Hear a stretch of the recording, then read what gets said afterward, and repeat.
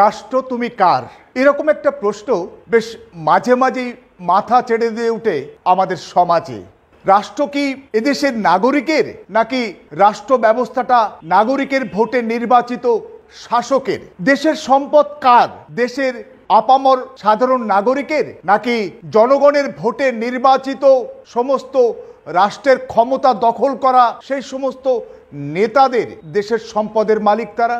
আসলে ভারতবর্ষ রয়েছে একটি প্রতিনিধিত্বমূলক গণতান্ত্রিক ব্যবস্থাপনা। এই সংসদীয় গণতন্ত্রে সেখানে জনগণের ভোটে বিভিন্ন জন, কেউ এমপি, কেউ এমএলএ, কেউ জেলা পরিষদে, কেউ পঞ্চায়েত সমিতিতে, কেউ বা পঞ্চায়েতে, কেউ বা পুরসভায় তারা নির্বাচিত হয়। সেখানে জনগণ নির্বাচিত করে তাদেরকে জনগণের ভোটে, জনগণের সমর্থনে, জনগণের দ্বারা এবং জনগণের জন্য, অবশ্যই জনগণের জন্য, জনগণের সুখ স্বাচ্ছন্দ্য, ভালো মন্দ, সুবিধে অসুবিধে এ সমস্ত দেখে সেগুলো সমাধান করে সামগ্রিকভাবে জনগণের পরিষেবা দিয়ে জনগণকে উন্নত করে দেশকে, সমাজকে এগিয়ে নিয়ে যাওয়ার জন্য রাষ্ট্রপ্রধানদের রাষ্ট্র ক্ষমতায় পাঠানো হয়েছে, আইনসভায় পাঠানো হয়েছে। অর্থাৎ এমএলএ, এমপি, মুখ্যমন্ত্রী, প্রধানমন্ত্রী এরা হচ্ছে প্রতিনিধি, জনগণের প্রতিনিধি। তাহলে জনগণ হচ্ছেন মালিক এবং তারা হচ্ছেন প্রতিনিধি। কিন্তু আজকের ভারতবর্ষে, আজকের পশ্চিমবঙ্গে একটু যদি ফিরে তাকানো যায় তাহলে দেখতে পাওয়া যাবে আসলে মালিককে প্রতি মুহূর্তে প্রতিনিধি যেন চমকাচ্ছে। প্রতিনিধি অর্থাৎ রাষ্ট্র ক্ষমতায় পৌঁছে যাওয়া বিভিন্নভাবে সেই সমস্ত রাষ্ট্রবেত্তারা তারা দেশের নাগরিকের উপরে প্রতি মুহূর্তে নজরদারি চালাচ্ছে এবং সেখানে তাদের বিরুদ্ধে প্রতি মুহূর্তে যদি পান থেকে চুন খসে অথবা তারা যদি প্রশ্ন করে, তারা জানতে চায় যে তার প্রতিনিধি ঠিক করছে না বা এটা করা উচিত, অর্থাৎ প্রশ্ন করা, নিঃশর্ত আনুগত্য না করা, এর অপরাধে দেশের নাগরিকদের, রাজ্যের নাগরিকদের বিভিন্ন সময় দারুণভাবে মাসুল গুনতে হচ্ছে। কখনো কখনো এই রাষ্ট্রবেত্তাদের ভুল, অন্যায় বা অপকর্মের জন্যে সাধারণ নাগরিক তারা যদি প্রশ্ন তোলার কারণে তাদের বিরুদ্ধে এমনকি রাষ্ট্রদ্রোহের পর্যন্ত মামলা আনা হচ্ছে। আপনারা জানেন যে কিছুদিন আগে পেগাসাস কি একটি সফটওয়্যার যেটা ইসরায়েল তৈরি করেছে এবং সেখানে কোনো ব্যক্তি বিশেষ বা সংগঠন এটা কিনতে পারে না, রাষ্ট্র এটা কিনতে পারে। আমরা জানলাম যে ভারতবর্ষ নাকি এই পেগাসাস সফটওয়্যারটি কিনেছে ইসরায়েলের থেকে এবং সেটা নাকি অভিযোগ আছে যে ভারতবর্ষের বিভিন্ন রাজনৈতিক দলের নেতা বা দায়িত্বশীল সাংসদদের কাছে তাদের ফোনে আড়ি পেতে তাদের গুরুত্বপূর্ণ তথ্য চুরি করার চেষ্টা হয়েছে বা চেষ্টা চালানো হচ্ছে এই পেগাসাস সফটওয়্যারকে ব্যবহার করে। একইভাবে নাগরিক পরিচয়পত্র দেয়া হয়েছে রাষ্ট্রের পক্ষ থেকে রাষ্ট্রীয় নজরদারি চালানোর জন্য। প্যান কার্ড করা হয়েছে যাতে ব্যাংক অ্যাকাউন্টের বিভিন্ন যে ট্রানজাকশন, বিভিন্ন যে আর্থিক লেনদেন যাতে সুষ্ঠুভাবে হয়, সেখানে কোনো কারচুপি না হয় তার জন্য প্যান কার্ড। পরবর্তীকালে তৈরি হচ্ছে আধার কার্ড, যে সেখানে একেবারে আমাদের চোখের ছবি, আমাদের 10 আঙুলের ছাপ সমস্ত কিছু সেখানে রক্ষিত, আমাদের ছবি সেখানে রক্ষিত। সেখানে আধার লিঙ্ক করতে হবে ব্যাংক অ্যাকাউন্টের সঙ্গে, সেটা বিভিন্ন সময়ে দাবি জানানো হয়েছে কিন্তু পরবর্তীকালে এই নিয়ে মামলাও হয়েছে। সুপ্রিম কোর্ট বলেছে না, যে ব্যাংক অ্যাকাউন্টের ক্ষেত্রে আধার কার্ড কম্পালসারি, বাধ্যতামূলক নয়। তারপরেও আমরা সাধারণ নাগরিক, আমরা ভুক্তভোগী, আমরা জানি এবং দেখছি যে ব্যাংক অ্যাকাউন্টের সঙ্গে আধার লিঙ্ক না করালে আপনি কিন্তু আপনার যথাযথভাবে আপনি আপনার ব্যাংক অ্যাকাউন্টটিকে এগিয়ে নিয়ে যেতে পারছেন না। অর্থাৎ সুপ্রিম কোর্ট এক নির্দেশ দিয়েছে কিন্তু রাষ্ট্রবেত্তাদের হুকুমে সেই বকলমে কিন্তু আপনার যে বিভিন্ন ব্যাংক অ্যাকাউন্টের ক্ষেত্রে আপনাকে আধার কার্ড লিঙ্ক বাধ্যতামূলকভাবেই করতে হচ্ছে। ঠিক একইভাবে আমাদের হোয়াটসঅ্যাপ, আমাদের ফেসবুক, এগুলো আমাদের যখন আমাদের সমাজ মাধ্যমে আমরা ব্যবহার করি এবং সেখানে দেখা যাচ্ছে যে সেখানেও নজরদারি, প্রতি মুহূর্তে সেখানে নজরদারি করা হচ্ছে। আমরা আমাদের ভাবনা, আমরা আমাদের কথা, আমাদের বন্ধুদের মধ্যে যে বিভিন্ন রকম বিষয়ে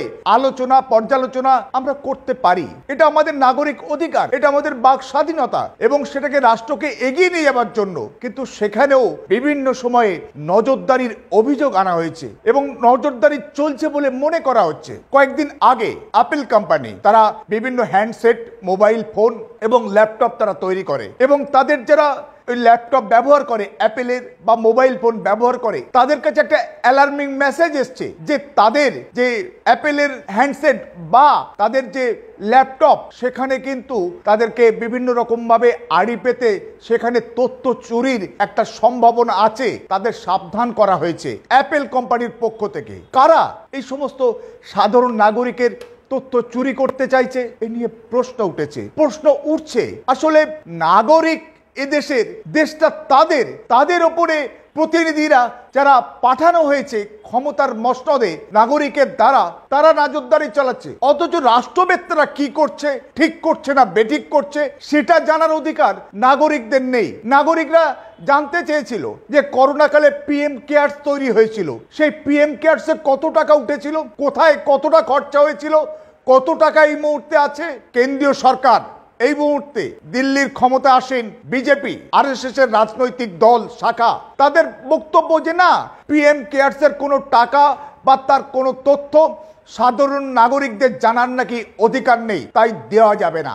দেশের প্রধানমন্ত্রী, দেশের নাগরিকদের যিনি ভোটে নির্বাচিত হয়ে প্রধানমন্ত্রী হয়েছেন, তিনি কতটা লেখাপড়া শিখেছেন, তিনি কি দেশ চালাবার পক্ষে উপযুক্ত কিনা, বা সেই জ্ঞান বা মেধা আছে কিনা, তার শিক্ষাগত যোগ্যতা কত, কোথা থেকে তিনি পড়াশোনা করেছিলেন, দেশের নাগরিকদের স্বাভাবিক আগ্রহ জানার। কিন্তু বলছে কি, যদি আপনি প্রধানমন্ত্রী নরেন্দ্র মোদীর আপনি ডিগ্রি জানতে চান বা কোথায় পড়েছেন, কবে পড়েছেন, সেটা জানলে বা জানতে গেলে নাগরিক আপনার কিন্তু জরিমানা হতে পারে।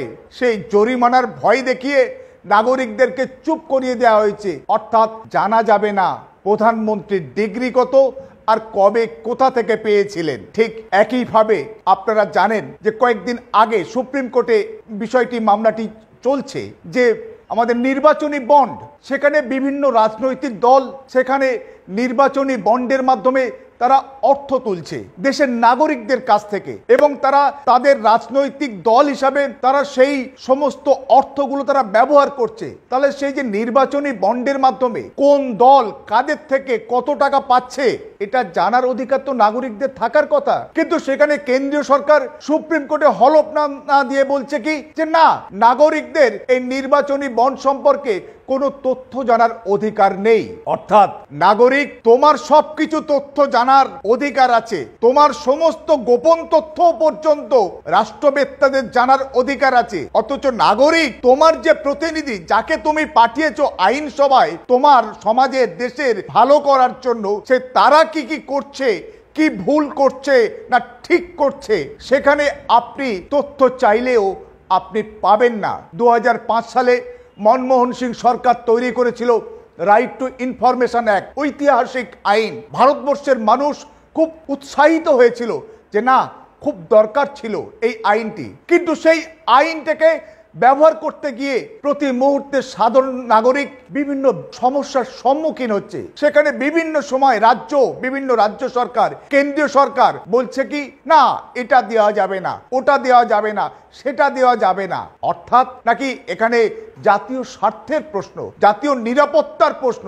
জাতীয় নিরাপত্তা তো দেশের নাগরিকদের নিয়েই করতে হবে, রাষ্ট্রবেত্তারাই শুধু সেখানে রাষ্ট্রের নিরাপত্তা নিয়ে ভাবিত বা চিন্তিত। যদি তাই হয়, আজকের আমার দেশের সম্পদ লুট করে যারা বিদেশে গিয়ে বসে আছে, তাহলে এই রাষ্ট্রবেত্তারা তাদের আটকাতে পারলো না কেন? কেন মেহুল চোস্কি, বিজয় মালিয়া বা নীরব মোদিরা আজকে লক্ষ লক্ষ কোটি টাকা রাষ্ট্রায়ত্ত ব্যাংক থেকে নিয়ে লুট করে তারা পালিয়ে গেল কি করে? আমাদের দেশ একটা সার্বভৌম রাষ্ট্র, আমার দেশ থেকে অন্য দেশে যেতে গেলে পাসপোর্ট লাগে, ভিসা লাগে, তাহলে সেই পাসপোর্ট ভিসা নিয়ে তারা কিভাবে ব্যাংক লুট করে লক্ষ লক্ষ কোটি টাকা নিয়ে তারা ভারতবর্ষ থেকে পালিয়ে গেল? আমাদের বিভিন্ন দেশের সঙ্গে আমাদের বন্দি প্রত্যর্পণ চুক্তি আছে, সেই সমস্ত নীরব মোদি, বিজয় মালিয়া, মেহুল চোকসি, তাদেরকে কেন ফিরিয়ে আনা সম্ভব হচ্ছে না বছরের পর বছর? আসলে সেখানেই তো প্রশ্ন যে আপনারা নিরাপত্তার কথা বলছেন, দেশের স্বার্থের কথা বলছেন, কিন্তু আপনারা তো জঙ্গি হামলা থেকে, বিভিন্ন সন্ত্রাসবাদী ব্যবস্থাপনা থেকে আপনারা তো দেশকে সেইভাবে বাঁচাতে পারছেন না। উল্টে বিভিন্ন সময় বিভিন্নভাবে নাগরিকদের উপরে জুলুম এবং অবিচার নামিয়ে আনছেন। 2016 সালে নোটবন্দি হয়েছিল, অনেক কথা বলা হয়েছিল, 2000 টাকার নোট আমদানি করা হয়েছিল, তাতে নাকি চিপস লাগানো আছে।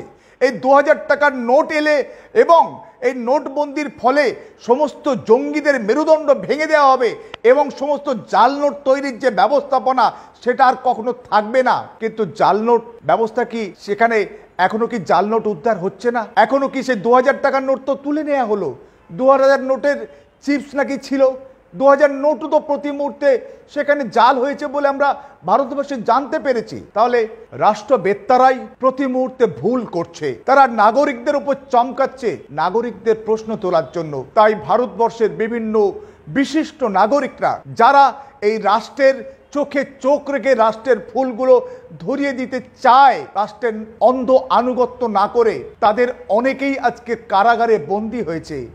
স্ট্যান স্বামী 85 বছরের বৃদ্ধ, আদিবাসীদের উন্নয়নে অন্তপ্রাণ, তাকে কিন্তু কারাগারে আজকে মৃত্যুবরণ করতে হয়েছে। কবি এবং মানবাধিকার কর্মী ভারভারা রাও অত্যন্ত বয়স্ক মানুষ, তাকে এই মুহূর্তে জামিনে মুক্তি পেয়েছে, কিন্তু তাকে দীর্ঘদিন কারাবাস করতে হয়েছে।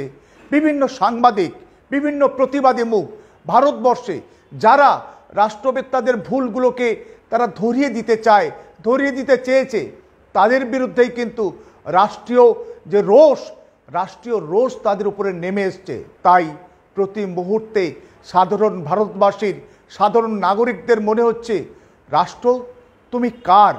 নাগরিকের নাকি নাগরিকদের ভোটে নির্বাচিত ওই সমস্ত শাসকদের? সেটাই কিন্তু খুব গভীর এবং কঠিন প্রশ্ন আজকের ভারতবর্ষের প্রেক্ষাপটে।